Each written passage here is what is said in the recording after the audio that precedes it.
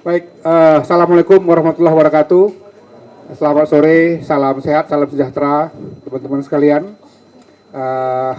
Terima kasih sudah hadir di Komnas HAM untuk kembali melakukan liputan terkait kasus tertembaknya Brigadir Yosua ya, yang menarik banyak perhatian di tingkat nasional. Ya. Nah, perlu kami sampaikan pada hari ini, sebagaimana dicarwalkan minggu lalu, kami mengundang Dokes ya, untuk meminta informasi keterangan terkait dengan pemeriksaan jenazah Brigadir Yosua yang tadi sudah dilakukan sekitar jam 1 ya, tadi mulai jam 1, kemudian baru saja kira-kira 10 menit yang lalu selesai. Tim dari Dokes didampingi tadi siang diantarkan langsung oleh Pak Irwasum, Pak Kabah, Intelkam, dan juga Pak Kadip Humas serta beberapa jajaran Mabes Polri lainnya. Sekali lagi ini menunjukkan bahwa tim Mabes Polri sebetulnya sangat terbuka ya untuk menjelaskan semua peristiwa ini, terutama kepada Komnas HAM yang memang sejak awal ketika Pak Wakapolri, Pak Irwasum, dan Pak Kadip Humas tempo hari datang hari Jumat yang lalu saya kira ya, datang ke sini. Sebelumnya juga kita bertemu dengan Pak Kapolri di kantor Mabes Polri. Kami waktu itu meminta dengan sangat bahwa Komnas HAM tentu sangat berkepentingan dan punya kemauan untuk melakukan penyelidikan sesuai dengan mandat undang-undang kami. Tentu kami akan lakukan secara mandiri, tapi kami memintakan pada waktu itu adalah transparansi dan akuntabilitas. Itu syarat yang kami mintakan pada waktu itu. Diyakinkan pada kami bahwa itu akan dipenuhi, dan tentu saja akuntabilitas, transparansi itu disertai juga dengan aksesibilitas. Jadi kapan saja kami katakan gitu, kapan saja Komnas HAM kalau kami membutuhkan informasi dalam kaitan dengan pekerjaan kami, tugas kami sebagai Komnas HAM, kami meminta supaya diberikan akses yang seluas-luasnya.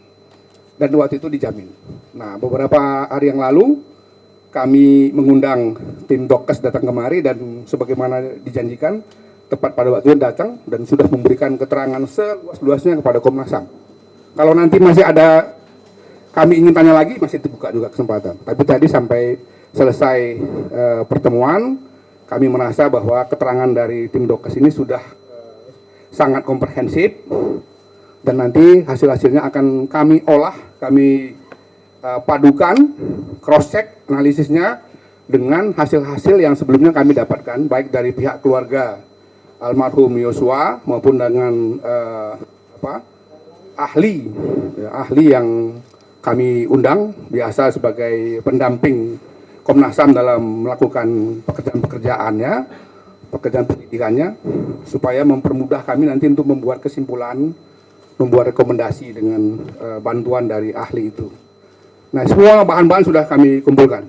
Tadi seperti janjikan, kalau kami membutuhkan lagi bahan-bahan tambahan, masih tetap diberikan ruang. Karena itu tentu sebagai pimpinan Komnas HAM, saya ingin mengucapkan terima kasih yang sebesar-besarnya kepada tim Mabes Polri, tetap khusus pada tim Dokes ini yang sudah bersedia hadir dan memberikan keterangan pada kami. Selanjutnya kami nanti akan melakukan tahapan-tahapan yang lain. Tapi sekali lagi kami mintakan melalui media yang hadir, tolonglah kita semua ini ya mengikuti tahap demi tahap proses penyelidikan dan penyidikan. Saya katakan penyelidikan karena Komnas HAM sama pada tahap penyelidikan saja. Tapi Mabes Polri dengan tim khususnya lebih jauh dari itu nanti akan melakukan penyidikan. Sudah melakukan penyidikan. Nah, marilah kita ikuti tahap demi tahap itu untuk kemudian setelah seluruh tahapan-tahapan dipenuhi baru bisa dihasilkan satu kesimpulan mengenai peristiwa yang menarik perhatian semua pihak ini, termasuk pimpinan negara pun memberikan perhatian, supaya didapatkan satu kesimpulan yang terang benderang. Pasti, dalam arti pasti karena berdasarkan data-data, fakta-fakta yang akurat, bukan berdasarkan asumsi, dugaan dan lain-lain itu. Kami berharap sekali seluruh masyarakat melalui media massa ya untuk memberikan kesempatan kepada tim penyidik, pada tim Komnas HAM, pada tim yang lain untuk kemudian menjalankan tahap-tahap itu sampai seperti saya katakan sampai kemudian menemukan hasil jawaban dari apa yang menjadi peristiwa yang terjadi terhadap Brigadir E. Sekali lagi itu harapan kami supaya kemudian titik terangnya didapatkan, apa yang menjadi kebenaran menjadi tampak di hadapan semua kita, terutama kepada pihak-pihak yang terkait langsung, keluarga misalnya, atau siapa saja, dan juga kepada publik Indonesia, karena tentu saja proses penegakan hukum itu tanggung jawabnya juga kepada publik kita secara menyeluruh. Saya kira itu kurang lebih ya. Nanti ya sebentar, jangan sabar aja. Selanjutnya mungkin saya akan minta Pak Anam sebagai ketua tim pemantauan pendidikan kasus ini untuk menambahkan beberapa hal. Sekali lagi atas nama Komisi Nasional Hak Asasi Manusia Republik Indonesia kami mengucapkan terima kasih yang sebesar-besarnya kepada Mabes Polri yang sudah menunjukkan tadi ya keterbukaan sebagaimana yang kita sepakati sejak awal, dan juga tentu saja kepada media massa yang kemudian juga memberikan perhatian yang sangat serius terhadap masalah ini. Pak Anam silakan.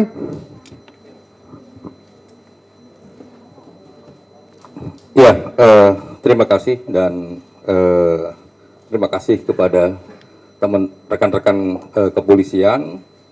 Yang pertama-tama begini, proses yang tadi kami lakukan adalah meminta keterangan dari mulai tahap awal sampai tahap akhir. Apa yang disebut sebagai awal adalah mulai dari histori, sejarah, kapan jenazah masuk ke rumah sakit, kapan diotopsi, dan lain sebagainya. Itu satu. Yang kedua, kami juga ngecek bagaimana kondisi jenazah sebelum diotopsi dan setelah diotopsi. Berikutnya, kami juga ngecek karakter dan jenis luka. Kami juga mendapatkan keterangan sangat komprehensif karakter dan jenis luka. Yang berikutnya, kami juga ngecek